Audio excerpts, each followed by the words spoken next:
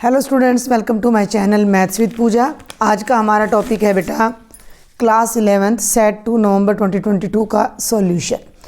अगर आपको सॉल्यूशन समझ आए, लेक्चर पसंद आए तो चैनल को सब्सक्राइब आपने ज़रूर करना है। तो अब हम बढ़ते हैं अपने सॉल्यूशन की तरफ। पहले 10 क्वेश्चन हमारे 1 मार्क के हैं, थोड़े से ट्विस्ट किए हुए हैं क्वेश्चंस, थोड़ा आपने ध्यान से समझना है। पहला क्वेश्चन है The third term of a GP is 4, then the product of first 5 terms is। बहुत ध्यान से, कोई ए आर कुछ भी हमने नहीं निकालना है। यहाँ पर देखो ज़रा, जो थर्ड टर्म है जीपी की वो 4 है। जीपी की थर्ड टर्म का फॉर्मूला क्या हो जाएगा? A R square is equal to 4। Hold कर लिया। अब हमने जीपी की पहली 5 टर्म्स की प्रोडक्ट निकालनी है। पहली टर्म ए, दूसरी ए आर, तीसरी ए आर स्क्वेयर, चौथी ए आर क्यूब, पाँचवीं ए आर 4। ध्यान दो, 1 2 3 4 5, ए 5 टाइम्स है। आर की पावर गिन लीजिए, 1 + 2 3, 3 3 6 और +4 10, आर की पावर 10। थोड़ा सा ध्यान दो, क्या मैं इसे ए इंटू आर स्क्वेयर की पावर 5 कर सकती हूँ? भाई ए की पावर 5 और आर स्क्वेयर की पावर 5 करोगे तो 2 5 जा 10, और ए आर स्क्वेयर की वैल्यू हमारे पास कितनी है? 4। तो ये 4 की पावर 5 आ जाएगा, जो कि आपके क्वेश्चन पेपर का ऑप्शन नंबर सी है। तो ये बहुत सिंपल लेकिन ट्विस्ट दिया हुआ था क्वेश्चन में, थोड़ा टर्न दिया हुआ था आपकी नॉलेज जज करने के लिए। दूसरे पर चलते हैं। Question number 2, the next term of the given sequence. ध्यान देना, 1 5 14 30 55 डैश डैश डैश। देखते हैं एपी है जीपी है या दोनों में से कुछ भी नहीं है। कितने का डिफरेंस है? 4 का, 9 का, और ये हमारा 16 का, और ये हमारा 25 का। थोड़ा सा ध्यान दो, क्या फ़र्क आ रहा है? क्या दिखाई दे रहा है आपको? हमें दिखाई दे रहा है कि ये 2 का होल स्क्वायर है, ये 3 का होल स्क्वायर है, ये 4 का, ये 5 का। तो यहाँ जो डिफरेंस आएगा वो 6 के होल स्क्वायर यानी 36 का आएगा। तो 55 में 36 ऐड कर दो, 91 हमारी नेक्स्ट टर्म आएगी, जो कि हमारा ऑप्शन नंबर बी है, सेकंड क्वेश्चन का राइट आंसर। आगे बढ़ते हैं। थर्ड क्वेश्चन बेटा स्ट्रेट लाइन से आ रहा है। The equation of line passing through 2 points 1 5 and 2 3 is. ध्यान देंगे, हमें 2 पॉइंट्स गिवन है, 1,5 और 2,3। ये x1, ये y1, ये x2, ये y2। 2 पॉइंट से पास करने वाली लाइन की इक्वेशन होती है y minus y1 is equal to slope. Slope की जगह क्या आ जाता है? y2 minus y1 by x2 minus x1 into x minus x1। Put कर दीजिए, y माइनस y1 की जगह 5, y2 माइनस y1 यानी 3 माइनस 5, x2 माइनस x1 यानी 2 माइनस 1, और x माइनस 1। इसको सॉल्व कर दो। y माइनस 5, 3 में से 5 गया -2, 2 माइनस 1 1 रह जाएगा, इंटू x माइनस 1। इसको आगे सॉल्व कर लीजिए, यहाँ कर रही हूँ मैं सॉल्व, ध्यान देना, इधर भी मेरी उंगली पर भी ध्यान दे। y minus 5 is equal to -2x plus 2, इधर ले आओ, 2x plus y minus 5 minus 2 is equal to 0, 2x plus y minus 7 is equal to 0। Check कर लीजिए, 2x plus Y minus 7 is equal to 0। ये है हमारा ऑप्शन नंबर सी। अब हम देखते हैं बेटा question number 4, the equation of parabola with vertex -2,1 and focus -2,4 is. आपके सिलेबस में स्टैंडर्ड फॉर्म ऑफ पैराबोला है, लेकिन ये स्टैंडर्ड फॉर्म से नहीं आएगा, यहाँ हमें जनरल फॉर्म ऑफ पैराबोला लेनी पड़ेगी। ठीक है, तो पहले इसको एक रफ सा स्केच हम यहाँ बनाने की कोशिश करते हैं। ये x एक्सिस है, ये y एक्सिस है, -2,1 वर्टेक्स है, ये -1 -2 1 2 3 4। ठीक है भाई, पॉइंट्स हम रफली प्लॉट कर रहे हैं, उनकी कोई ज़रूरत नहीं, सिर्फ हम समझ रहे हैं कॉन्सेप्ट को। ये वर्टेक्स है। अब ये वर्टेक्स है तो पैराबोला तो चारों तरफ कहीं भी घूम सकता है, ऐसे ऊपर नीचे दाएं बाएं। समझ रहे हो आप मेरी बात को? लेकिन ये कहता है कि जो फोकस है वो -2,4 है, तो फोकस भी इसी लाइन पे पड़ेगा, -2,4 ये फोकस है। यानी कि इन दोनों को ज्वाइन करने वाली जो ये लाइन है, ये हमारा एक्सिस है।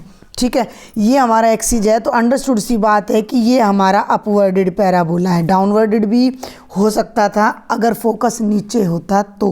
क्लियर है। तो ये तो हो गया बेटा वर्टेक्स -2,1, ये हो जाता है हमारा फोकस -2,4। अब आप इस बात को समझो कि वर्टेक्स से फोकस तक की जो डिस्टेंस होती है स्टैंडर्ड फॉर्म में, आप याद करें यहाँ हमारा कोऑर्डिनेट होता था A0, तो ये डिस्टेंस A होती थी। तो ये डिस्टेंस हमारी A है। अब ये डिस्टेंस कितनी है, 1 से लेके 4 तक साफ दिखाई दे रहा है, 3 है। तो ये जो डिस्टेंस है हमारी भाई 1 से 4 के बीच में कितनी आ जाएगी, 3 आ जाएगी। तो A की वैल्यू यहाँ 3 आ जाती है। अगर आपको किसी भी अपवर्डेड पैराबोला का वर्टेक्स दे रखा है H, अपवर्डेड पैराबोला है, इक्वेशन कुछ इस टाइप की बनेगी। तो जो हमारी जनरल फॉर्म ऑफ पैराबोला होती है वो क्या होती है, x minus h square is equal to 4a into y minus k, कुछ सर्कल की तरह। जैसे हमारी सर्कल की equation x minus h square plus Y minus k square is equal to r square होती थी। h के सेंटर है, r रेडियस है। लेकिन अगर यही सेंटर 0, 0 हो जाता है और रेडियस r है तो h और k ख़त्म हो जाते हैं। सेम पैराबोला में है। पैराबोला में जब आपका वर्टेक्स 0, 0 पर शिफ्ट कर जाता है, थोड़ा गले में दिक्कत चल रही है, जब वर्टेक्स 0, 0 पे शिफ्ट कर जाता है तो x का स्क्वायर और y के साथ कोई भी टर्म नहीं होती है, सिंपल चलता है। लेकिन अगर हमारा वर्टेक्स वाला ये जो पॉइंट है ये HK बन जाता है तो यही इक्वेशन इसकी बजाय इस फॉर्म में आ जाती है। क्लियर है। तो अब आपके पास h कितना है, -2, k कितना है, 1 है, a की वैल्यू कितनी आ गई है, 3। इसमें पुट करो और सॉल्व कर लो। x माइनस एच की जगह -2 का होल स्क्वायर, 4a की जगह 3, y -1, ये माइनस माइनस प्लस बन जाएगा। 4 3 12, 12 को करेंगे तो ये बनेगा 12y -1, -1 नहीं 12y -12 आ जाएगा। इसको खोल लीजिए, a square plus b square plus 2ab is equal to 12y -12। अब एक बार ना मैं यहीं पे स्टॉप कर रही हूँ 2 मिनट के लिए, क्यों, ये देखो 2 सेकंड के लिए। आपके आंसर में ना y एक तरफ ले रहा है तो हम भी इस y को इधर रखते हैं, बाकी टर्म्स उधर ले जाते हैं। एक्स स्क्वेयर प्लस 4x, 4 पहले से 12 इधर आएगा, 12 और 4 16 इज इक्वल टू 12y। या ऐसे भी लिख सकते हो 12y is equal to X square plus 4x plus 16, ये वैल्यू हमारी आ जाएगी। देखते हैं कौन सा ऑप्शन है। 12y वाला ये है, ये है, ये है, प्लस 16, तो ऑप्शन नंबर बी हमारा यहाँ पर करेक्ट ऑप्शन हो जाता है क्वेश्चन नंबर 4 का। थोड़ा ये आपके सिलेबस से बाहर का ही क्वेश्चन मैं इसको कहूँगी। आगे बढ़ते हैं क्वेश्चन नंबर 5 पर। A point on x axis पर एक point which is equi distant from these 2 points. मान लो एक पॉइंट है A 1 2 3, दूसरा है B 3 5 2, और हमें x एक्सिस पे एक पॉइंट निकालना है। तो बेटा x एक्सिस पे जब भी कोई पॉइंट लोगे तो उसके बाकी के कोऑर्डिनेट्स 0 0 आएंगे। अब ये कह रहा है कि P की A से डिस्टेंस, जो पॉइंट है वो A से भी उतनी दूर है जितनी दूर B से है, यानी PA PB के इक्वल है। क्लियर है। तो PA स्क्वेयर PB स्क्वेयर के इक्वल हो जाएगा।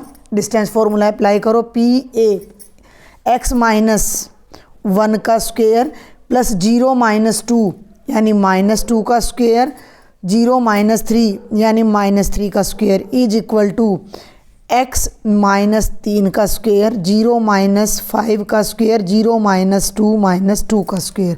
थोड़ा सा ध्यान देना, 2 का स्क्वेयर 4 यहाँ, 4 यहाँ है, कैंसिल हो गया।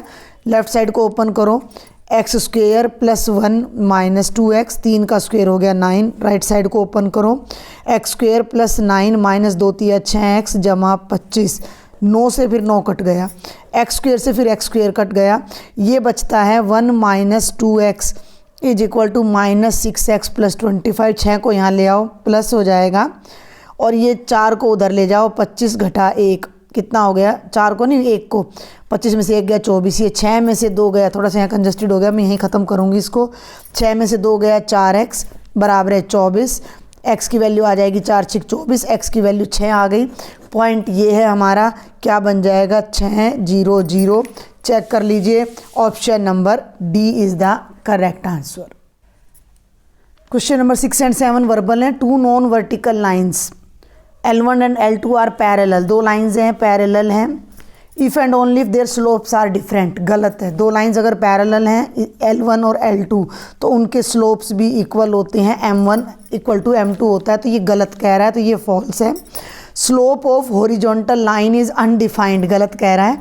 And slope of vertical line is zero, बिल्कुल उल्टा कह रहा है। हॉरिजॉन्टल लाइन एक्स एक्सिस के पैरेलल होती है, एंगल जीरो होता है, तो स्लोप बनेगा टेंजेंट 0 डिग्री यानी जीरो। जबकि वर्टिकल लाइन एक्स एक्सिस के साथ 90 डिग्री का एंगल बनाती है, तो स्लोप होता है टेंजेंट 90 जो कि अनडिफाइंड होता है। तो यहाँ पर भी ये उल्टा कह रहा है, तो ये भी हमारा फॉल्स है। आगे चलते हैं क्वेश्चन नंबर 8 पर। Right the first 5 terms of the sequence A1, देखो दे रहा है A1 2 है, A2 2 है, दो टर्म तो इसने दे ही दी हमें। A1 2 है, A2 भी हमारा 2 है। आगे ये कह रहा है कि AN, ध्यान से समझना, AN-1 ये लिखने का ढंग देख लेना, n ग्रेटर देन 2, तो थर्ड टर्म निकालनी है। थर्ड टर्म के लिए दोनों तरफ 3 रखो, तो यहाँ 3 -1 -1 यानी थर्ड टर्म क्या आएगी, ये क्या बन गया, 3 में से 1 गया 2, दूसरी टर्म में से 1 घटा दो, दूसरी टर्म कितनी है 2, 2 में से 1 घटा दो, थर्ड टर्म कितनी आ जाएगी 1। First term, second term, third term. आगे बढ़ रही हूँ मैं, यहाँ फोकस करना, यहाँ पर मैं 4 रख रही हूँ फोर्थ टर्म निकालने के लिए। 4 रखा मैंने, तो 4 -1 -1, 4 में से 1 गया 3, तीसरी टर्म में से 1 घटा दो, तीसरी टर्म 1 है, 1 में से 1 घटा दो, चौथी टर्म 0 आ जाएगी। और जब आप यहाँ 5 रखोगे तो वो चौथी टर्म में से 1 घटाना है यानी -1, तो पहली 5 टर्म आएंगी 2 2, तीसरी टर्म 1, चौथी 0 और पाँचवीं -1। ये हमारा आएगा क्वेश्चन नंबर 8 का आंसर। ठीक है भाई, आगे बढ़ें। Question number 9, the coordinate of points in X Y plane. बहुत सिंपल, एक्स वाई प्लेन में एक्स होता है, वाई होता है, जेड नहीं होता है, तो जो हमारे कोऑर्डिनेट्स आएंगे वो एक्स, वाई, 0 के रूप में आ जाएंगे। क्वेश्चन नंबर 10, ये मैंने सैम्पल पेपर में भी डाला था, for what value of x, लेकिन मेरा गला ख़राब था इसलिए मैं सोल्यूशन नहीं करवा पाई थी। These numbers are in GP, किस वैल्यू के लिए, ध्यान देना है। क्वेश्चन नंबर 10, 3 टर्म्स हमें गिवन है, ये किस वैल्यू के लिए जीपी में होंगी। देखो एक बहुत सिंपल सा रिजल्ट होता है कि अगर 3 terms A B C GP में है तो इनका रेशो सेम है, यानी B/A C/B के इक्वल है, यानी B² AC के इक्वल है। ये एक बहुत सिंपल रिजल्ट होता है। तो ये A है, ये B है, ये C है, यानी कि बीच वाले का स्क्वायर इन दोनों की प्रोडक्ट के इक्वल होना चाहिए। तो ये है -2/7 और ये है भाई 7/2, कभी भी नहीं होगा ये तो जीपी में।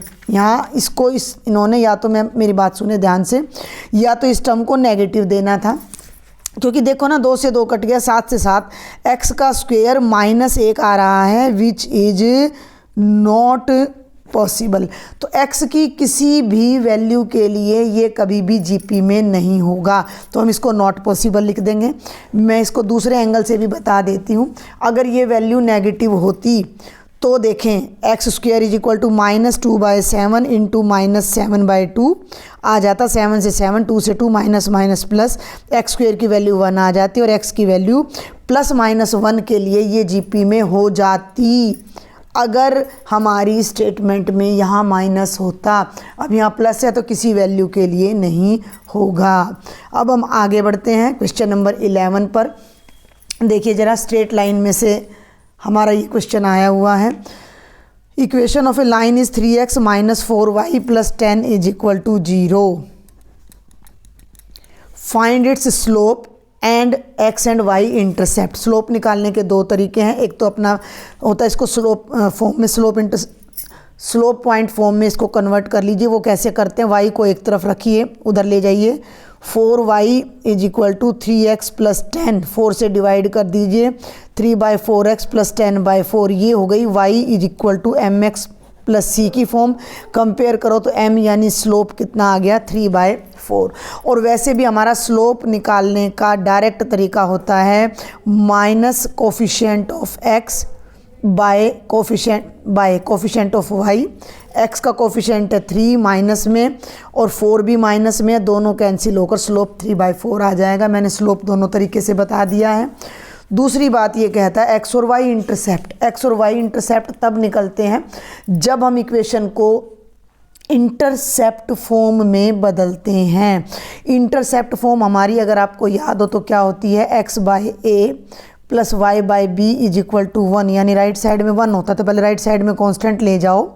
3x minus 4y is equal to -10। अब दोनों तरफ -10 से डिवाइड कर दो, ध्यान से समझना है। -10 बाय -10, इस 3 को नीचे ले आओ, मैं इसको लिख सकती हूँ इस तरीके से, माइनस माइनस हो गया प्लस, माइनस प्लस हो गया 10/4 और ये कैंसिल होकर 1, समझ गए ना। ये 3 10 के नीचे आ गया तो मैं इसको 10/3 लिख सकती हूँ, ऊपर ले जाएंगे तो x के साथ चला जाएगा। 4 10 के नीचे आ गया, ऊपर ले जाएंगे तो यहाँ चला जाएगा, माइनस माइनस प्लस हो गया।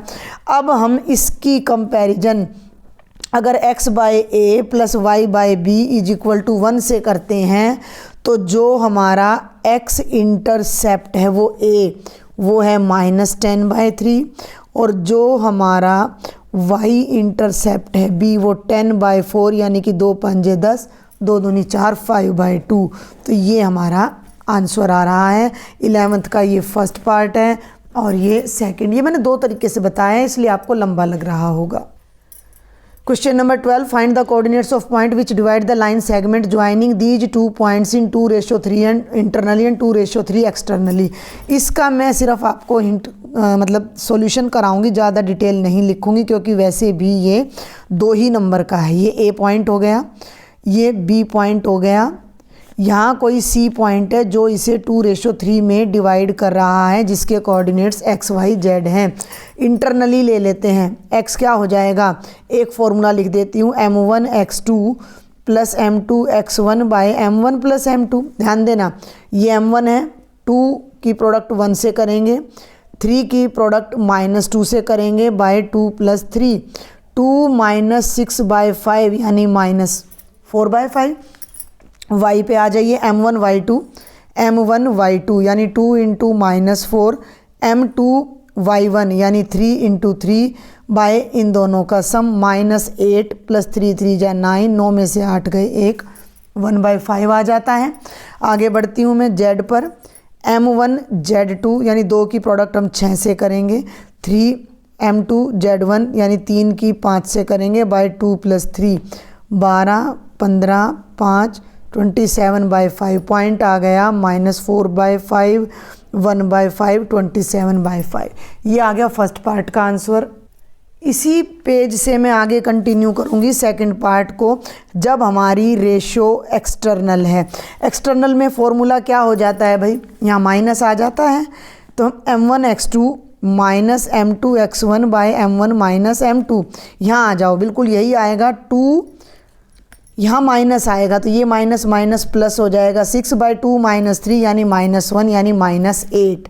ठीक है, y पे आ जाइए, ये यहाँ आ जाओ, -8 यहाँ माइनस आएगा 9, 2 - 3 -1, -17/-1 यानी कि ये आएगा, 1 मिनट दिख नहीं रहा आपको, हाँ जी अब देखिए प्लस का 17। और z पे आ जाओ भाई, इस z में देखो 2 6 जा 12, प्लस की जगह -/2 -3, ऊपर आ गया -3 -1 प्लस का 3। तो जो हमारा पॉइंट C है वो है -8 17 और 3। ये हमारा सेकंड पार्ट का आंसर है। तो बहुत सिंपल सा क्वेश्चन था ये। तो अब हम देखते हैं क्वेश्चन नंबर 13 जो 3 मार्क्स के लिए, pth qth and rth term of a GP are A B and C respectively, prove this result. अब मैं यहाँ एक बात आपको क्लियर कर दूँ कि A और R इस क्वेश्चन में यूज हो रहे हैं तो हम अपनी GP के लिए स्मॉल a और स्मॉल r यूज नहीं करेंगे। क्वेश्चन बहुत आसान है, थोड़ा लेंथी है, देखेंगे कैसे करते हैं बेटा। लेट A, कैपिटल A ले लिया मैंने, be the first term and capital R be the, मैंने पूरा चैप्टर करवाया हुआ है सीक्वेंस एंड सीरीज का, कॉमन रेशियो ऑफ GP। ठीक है, हमें ये पता है कि nth टर्म GP की क्या होती है, a r की पावर n-1। अब बुक वाला क्या कह रहा है, पेपर वाला, pth टर्म A है, qth टर्म B है, rth टर्म C है। पहले तो इसको यूज करो, जो pth टर्म है वो A है तो क्या बनेगा A। भाई यहाँ आप ध्यान देना, यहाँ nth टर्म क्या बनेगी, a कैपिटल R की पावर n-1। तो यहाँ पर pth टर्म कैपिटल ले लो, मैं ही बार बार छोटा लगा रही हूँ, तो pth टर्म क्या बनेगी, a r की पावर p माइनस 1 a, ठीक है। चलूँ आगे, दूसरा पार्ट देखो, क्यूएथ टर्म b है तो यहाँ से लो a कैपिटल R की power q minus 1 b, second equation. और rth टर्म c है, r नंबर पे c आ रहा है तो a कैपिटल R की power r minus 1 is equal to c, ये बन गई इक्वेशन नंबर 3। अब ये कहता है कि प्रूव करो कि a की power q minus r, b की power r minus p, c की पावर p माइनस q 1 है। इस रिज़ल्ट को मैं यहाँ लिख लेती हूँ एक बार, a की power q minus r, b की power r minus p, c की पावर p माइनस q को 1 प्रूव करना है। इसकी लेफ्ट हैंड साइड को पकड़ लो, ठीक है भाई। लेफ्ट हैंड साइड हो जाती है a की पावर, घबरा मत जाया करो इन छोटे छोटे क्वेश्चन को देख के आप, अच्छा कुछ भी नहीं है, बस आपका कैलकुलेशन वर्क अच्छा होना चाहिए। a की पावर ये, b की ये, c की ये, दिख रही है, ये यहाँ लिख दी मैंने। अब देखो a इसके बराबर है तो a की जगह पर, केवल स्मॉल a की जगह मैं लिखूँगी a r की पावर p माइनस 1 सारे की power q minus r, okay. b की वैल्यू ये है तो a r की पावर q माइनस 1 और सारे की power r minus p। c की जगह ये रख दो, a r की पावर r माइनस 1 सारे की पावर r माइनस p। कोई डाउट, a की वैल्यू यहाँ से उठाकर यहाँ रख दी, जो पावर थी यहाँ आ गई, b की वैल्यू यहाँ से उठाकर यहाँ रख दी, पावर आ गई, c की वैल्यू रख दी, पावर आ गई। अब यहाँ दो रिज़ल्ट आप यूज करोगे। पहला रिज़ल्ट क्या है, a b की पावर m हो तो वो होता है a की पावर m गुणा b की पावर m, यानी पावर अलग अलग हो जाती है। अब ये टर्म इंटू ये टर्म है, दोनों की पावर ये है तो अलग अलग कर दो। a की पावर भी q माइनस r और r की पावर p माइनस 1 पहले से है, उसकी भी पावर q माइनस r। आगे बढ़ूँ, a की पावर r माइनस p, ठीक है, a की पावर r माइनस p और r की पावर q माइनस 1 सारे की पावर r माइनस p। तीसरे पे आ जाओ, a की power r minus p, r की पावर r माइनस 1 सारे की पावर r माइनस p। कोई दिक्कत यहाँ तक? पहले a को इकट्ठा करेंगे, लेकिन अब a की बार में करेंगे। अब मैं यहाँ एक चीज़ और आपको बता रही हूँ, इस रिज़ल्ट को देखो, a की पावर m की पावर n, a की बेस पर जब डबल पावर होती है तो दोनों पावर आपस में मल्टीप्लाई हो जाती हैं। एक और रिजल्ट देखो, a की पावर m गुणा a की पावर n हो तो a की पावर m प्लस n हो जाता है। ये सब बातें हमने पढ़ रखी हैं। तो पहले तो a कैपिटल A की पावर ये भी है, कैपिटल A की पावर ये भी है और कैपिटल A की पावर ये भी है, तो कैपिटल A को इकट्ठा कर लो। पावर कितनी हो गई, q minus r plus r minus p plus, ये यहाँ मैंने थोड़ा सा कुछ गड़बड़ कर दी है, ये p माइनस q है भाई, ये जो तीसरी पावर है ये p माइनस q है, ये p माइनस q है और ये भी p माइनस q है। a 3 बार आ रहा था, सारी पावर्स ऐड कर दी मैंने। क्लियर है यहाँ तक आपको? आगे बढ़ूँ अब मैं थोड़ा सा, अब r पे आ जाओ। ये r की पहली टर्म है, इन दोनों पावर को आपस में मल्टीप्लाई करो, डायरेक्ट करना पड़ेगा। देखो भाई 11th में हो गए, p को q से, p को r से, माइनस पी आर, माइनस 1 को q से और माइनस 1 को माइनस r से। ये पहला r था, अब मैं दूसरे r पे आ रही हूँ। q को r से, q को p से, माइनस 1 को r से और माइनस माइनस प्लस p, इन दोनों को करो। r की पावर, r को p से, r को q से, माइनस p और minus minus plus P Q. भाई a की तो 3 टर्म थी, तीनों की पावर मैंने ऐड करके सिंगल बना दी, लेकिन r की मैंने ऐड नहीं की, पहले मैंने ओपन कर दी। अब मैं r की भी तीनों टर्म्स, पहले इसको डील करें। p से p कैंसिल, q से q कैंसिल, r से r कैंसिल, a की पावर आ गई 0। अब r की 3 बार पावर है, 4 3 12 टर्म्स है, इन्हें ऐड करो। P Q minus P R minus Q plus R plus Q R minus Q P minus R plus P, ये सब कैंसिल हो जाएंगी सब totally. Plus R P minus R Q minus P plus P Q. आप check कर लेना, सारी की सारी टर्म्स हमारी यहाँ कैंसिल होंगी। ये यहाँ थोड़ी सी गड़बड़ हो रही है, माइनस माइनस प्लस का ये क्यू आएगा। अब देखो भाई, पी क्यू प्लस का और माइनस का कैंसिल हो गया, आपके आगे कैंसिल करूँगी सारे में। Q minus Q plus cancel हो गया, क्यू आर प्लस का आर क्यू माइनस का कैंसिल हो गया, R minus R plus cancel हो गया, P plus P minus cancel हो गया, R P plus R P minus cancel हो गया। ये बन गया ए की पावर 0 इंटू आर की power 0, something raise to the power 0 1 होता है, 1 इंटू 1 1 आ गया, यानी कि ये राइट हैंड साइड हो गई। तो ए की power Q minus R, B की power R minus P, C की पावर पी माइनस क्यू किसके इक्वल आ गया, 1 के इक्वल आ गया।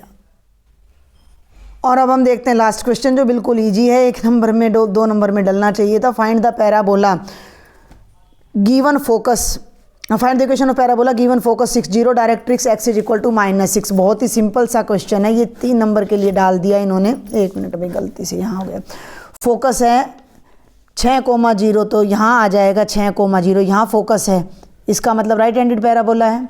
आपने यही लिखना है, फोकस x एक्सिस पर है, पॉजिटिव x एक्सिस पर है, so it is a right handed parabola. जो मैं बोल रही हूँ वो सारा आपने लिख के आना है। आना क्या, लिख तो आए हो, अब आप आइंदा पेपर में आ जाए। और डायरेक्ट्रिक्स यहाँ है कहाँ, -6 पर, तो आप बिल्कुल सिंपल लिखोगे, because focus lies on positive x axis, sorry, because focus lies on positive x axis, so it is a right handed parabola with vertex 0 0।